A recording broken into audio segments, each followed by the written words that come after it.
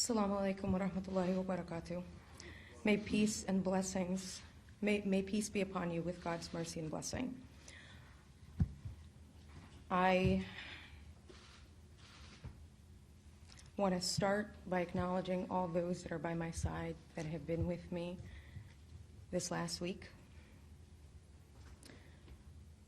that have kept me standing this last week, all those that reached out that kept me going this last week.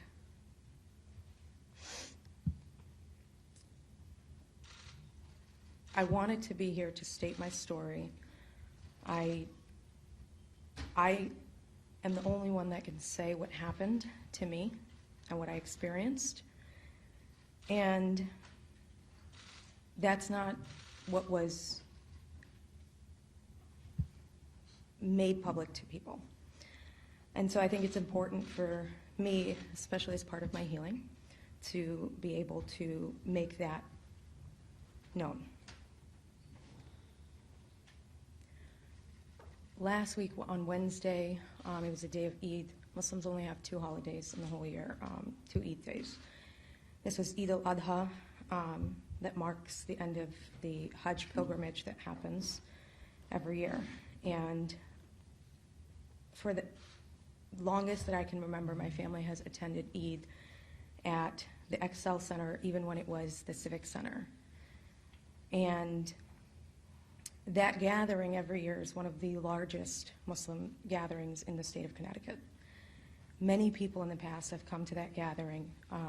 We've had mayors, governors, everybody. And it's a large gathering. It's a beautiful gathering. You get to see people in your community, not just in your own mosque and other mosques. And after the prayer, one of the customs is to greet people, to see and give people blessings and good wishes on that day. And so that is what we were doing after the prayer. We're greeting our community members. People take pictures with friends. There's people that you only see on Eid day. And after we did all that, we went to the main level of the Excel Center, and we're doing some pictures there. There's a picture that I always do every year right outside the front gates of my children. And my son stands in the middle and he grabs his sisters as hard as he can. So I wanted to recreate that picture at the front. I was with my best friend of 15 years and my sister and my 3 children. And I said, let's go outside, I want to do that picture. And it had just rained or it was wet, so they were like, why do you want to? And I said, no, I got to do my recreated picture. It was about 11 o'clock. And we went outside. I did get my pictures. But while I was doing the pictures, a man approached us and was too close for my comfort. And as a mother, I knew that I needed to get to my kids in a safe space. So I said to my sister and my friend that we got to go back in, like we have to go inside.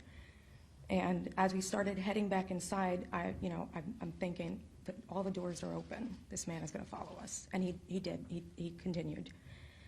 As we were trying to get inside, he made comments stating that he intended to have sexual relations with someone, one of us, and he looked at each one of us, including my 15-year-old daughter and my 10-year-old daughter. In that moment, my sister and my friend started telling the kids to go inside, like we have to get inside. And we went inside. He followed right inside. As soon as we got inside, I yelled to my sister to please take my children and run. I told her to get away so that I would try to de-escalate, and I'll come, but please just go. Of course she didn't go, but my kids stepped back. He started to pursue me, grabbed my face and said, give me a kiss. I pulled away. I tried de-escalating. I tried to distract him, say, somebody's calling you. Let's go back outside. Why don't you just go back out? Just go back outside. Nothing. He kept pursuing. So I knew that my children were right there. My sister wouldn't leave. I kept yelling to her to please leave. Please go with the kids. And so I went back outside in hopes that he would come back outside so that he would be away from my children. And there were other families inside still, and I saw them. Nobody intervened. I went outside, and he followed me back out. He again tried to grab my face, and I dodged it. And this time, he got angry, and he slapped me across my face, on my right cheek. In that moment, I stopped trying to de-escalate, and my body went into, I need to get out of this place. I need to get away. Because I realized how dangerous he was, how strong he was when he hit me. I tried to move. He followed. My friend followed us outside, was screaming on top of her lungs, yelling for help. There were people, men, that were there, that saw, that did not intervene. At that point, he followed me. He held me back in a chokehold. And I heard somebody saying something to him to leave us alone. He put his other arm out. And in my mind, I immediately looked at his hand to see if he had a weapon. He did not. He had his hand in the shape of a gun. Postured, holding me back again, and he was moving his hand in the direction that the person that was trying to stop him was.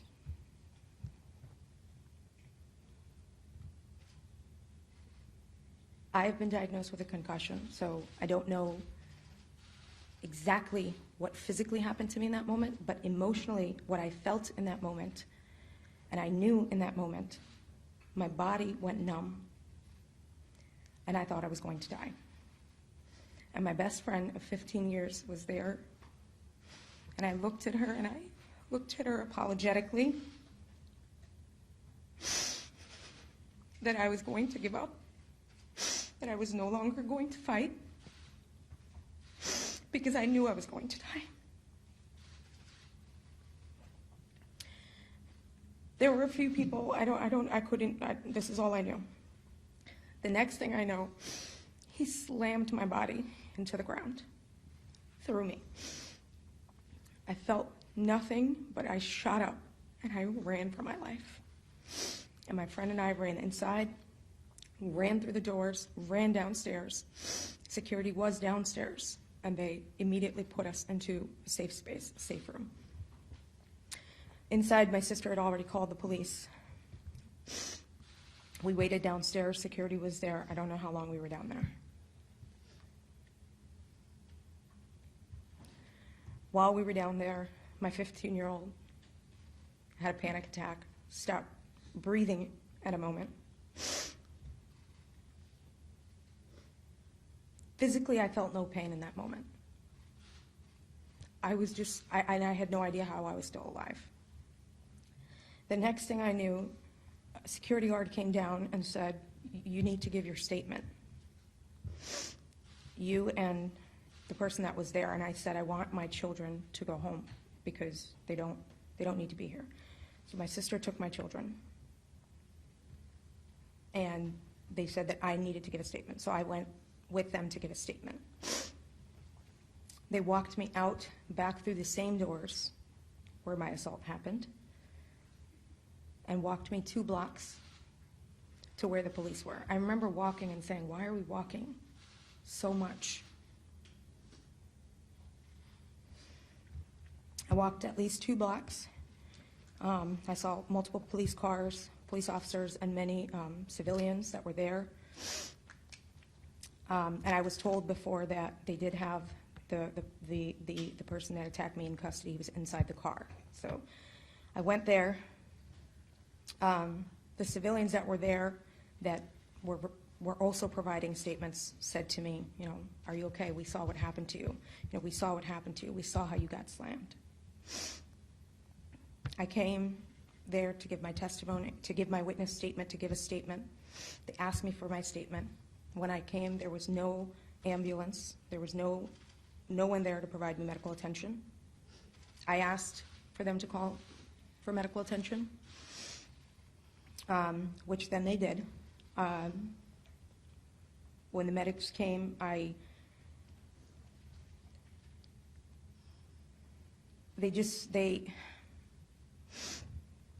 remember feeling that I had to convince them that I was injured. My neck hurts. My neck is stiff. I feel it. Something is wrong. Can someone please check me? After I described what happened to me, that I was slammed onto the floor.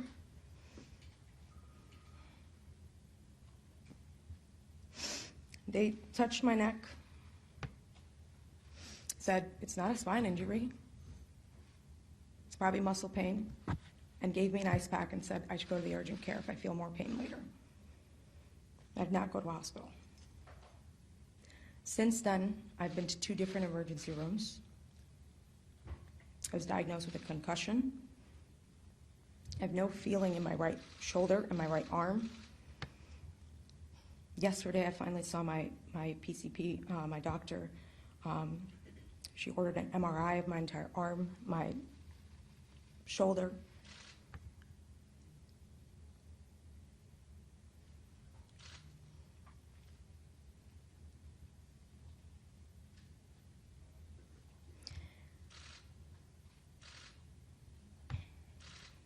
After we gave all our statements, after we were asked, in that moment where it wasn't post-trauma, it was still, I was in that moment. I was asked to even ID the person right there.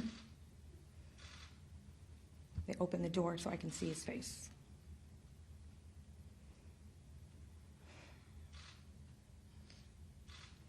And then when we gave our statements, I said, okay, you're good to go.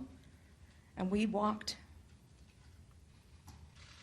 3 blocks back to our car. We're not escorted. Walked back to our car. And in that moment, I didn't even ask, like, hey, shouldn't I be, I know that now. I just walked back to the car, and thankfully we made it to the car and we made it home. After, when I felt pain, is when I went to my first trip to the ER. And then the next day when my arm completely went numb, I went to the ER again. More than everything that happened to me in that moment, what's been difficult these last few days, what was the most difficult these last few days, was seeing that the police report did not reflect everything or anything that happened to me. The next day, the police report was given to the media, and it was in national news outlets that this person came up to us and asked us for a kiss. That's all. There were no children. This was not an Eid day. I was not a Muslim. Nothing. That's what's in the report.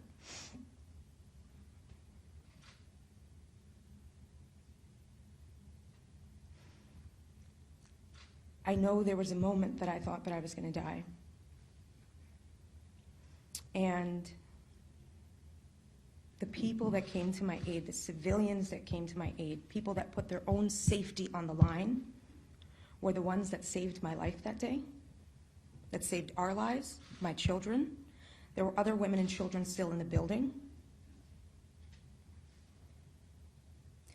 But after all of the re-victimization that happened to me because of the events that happened after, all I kept saying, even in the emergency room, to my sisters that were with me, to my friends, all I kept saying is, if it was anyone else, and they were not a state rep, this is what happens? This is the best we can do? Like,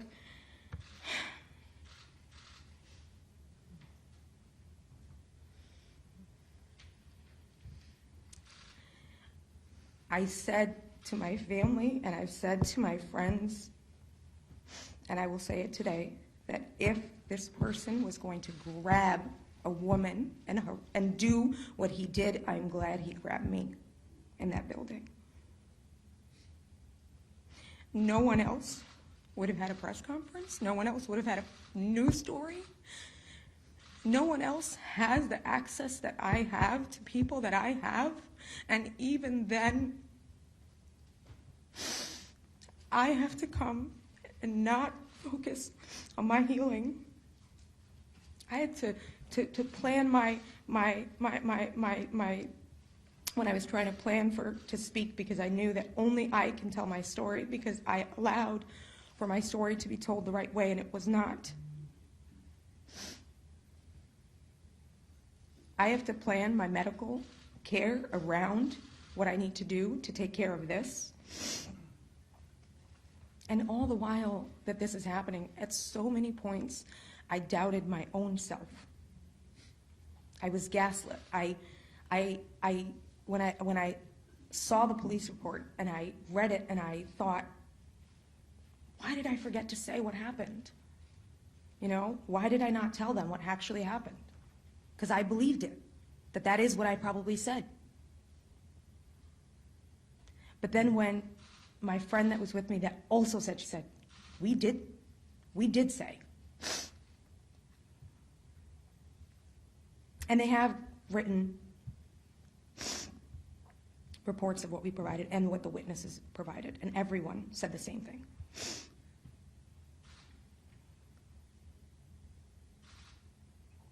All I kept thinking about these last few days is what happens to women in the city of Hartford that call the police when they are assaulted, when they experience what I experienced, when they experience sexual assault, when they experience physical assault. What happens? Because if this is what's happening to me, and this is the best we can do, as a state representative that represents the city of Hartford, I cannot be okay with that. I'm not okay with that. And I cannot heal knowing that any day somebody can call and this is the best we can do. So many systems failed that day. And I know that our systems are not perfect. This is why I ran for office. But they cannot be this broken.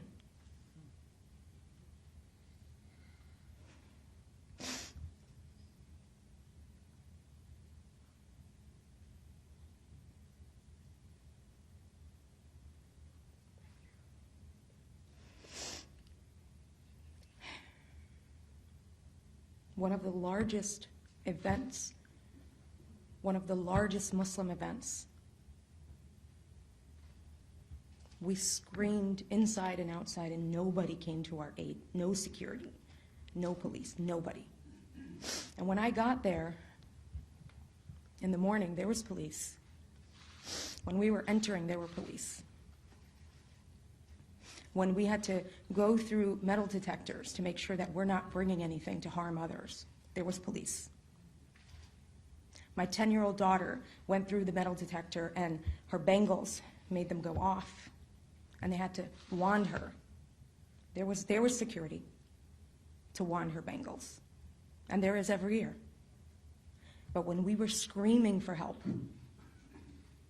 nobody came. It cannot be that broken.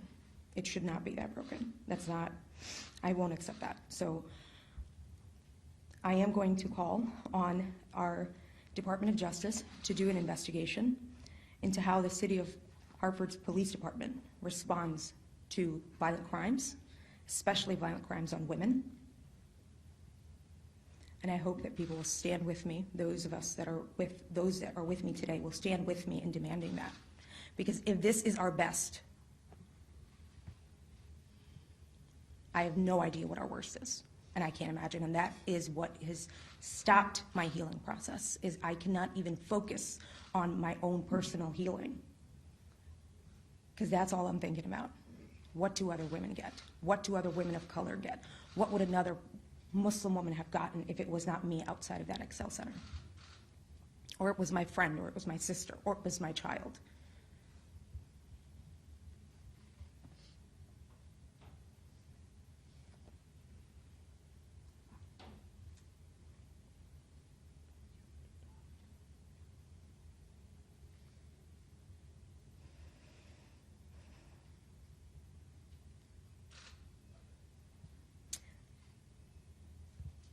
I've thought so much about what's right with the world and what's wrong with the world. And I know that there is so much more right. But we just need to fix so many things to make sure that that is what happens, that people get the care they need when they need it, that people get medical attention when they need it, that we respond to trauma in the way that it should be, that I should not have to convince that I've been injured, that my neck hurts. I shouldn't have to convince, I shouldn't have to prove, I shouldn't have to stand in front of people to tell them that I did get hurt. Please believe me.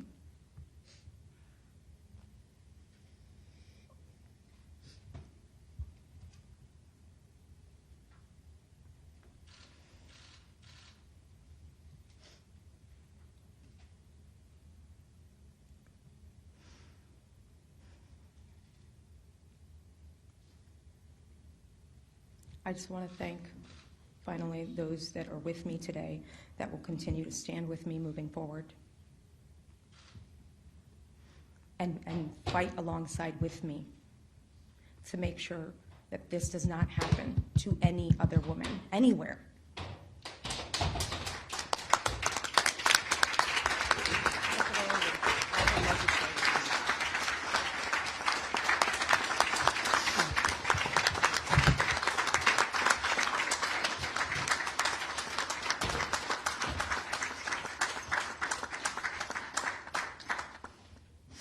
Thank you.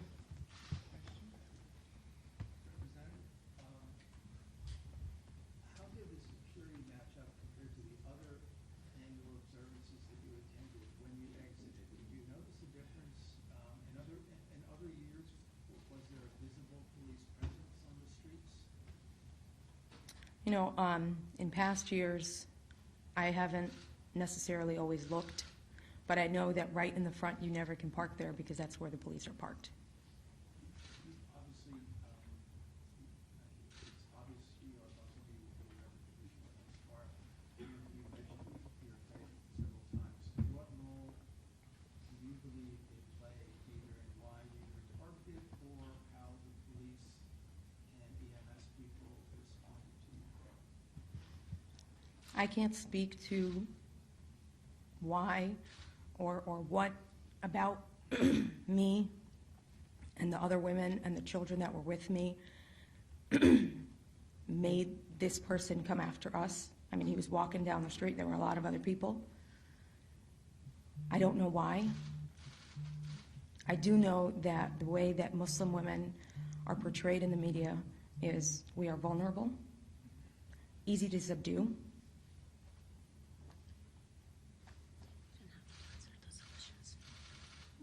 but I can't speak to his or anyone's motives. How about the police and EMS response when you said you were injured? I can't speak to anyone's motives. I don't know why I wasn't, which is why I think it's important to have an investigation.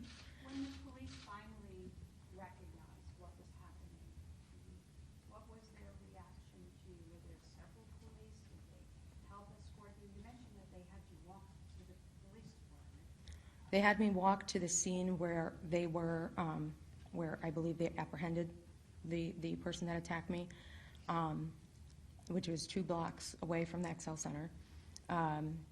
And they had me walk to this place. I'm sorry, can you repeat your question? Just that here you had been injured and traumatized, and maybe wasn't even realizing how bad the situation was, and that they didn't suggest that you get medical help at all during that time until you asked for it.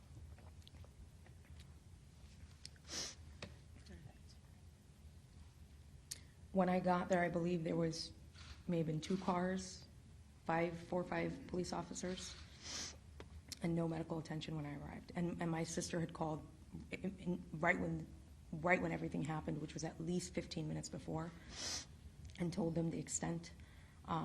She even, because she was inside, when she saw me, had my greatest fall, screamed on top of her lungs. So I know that that was what was told, and when I got there, this is what was there. She asked if you were escorted.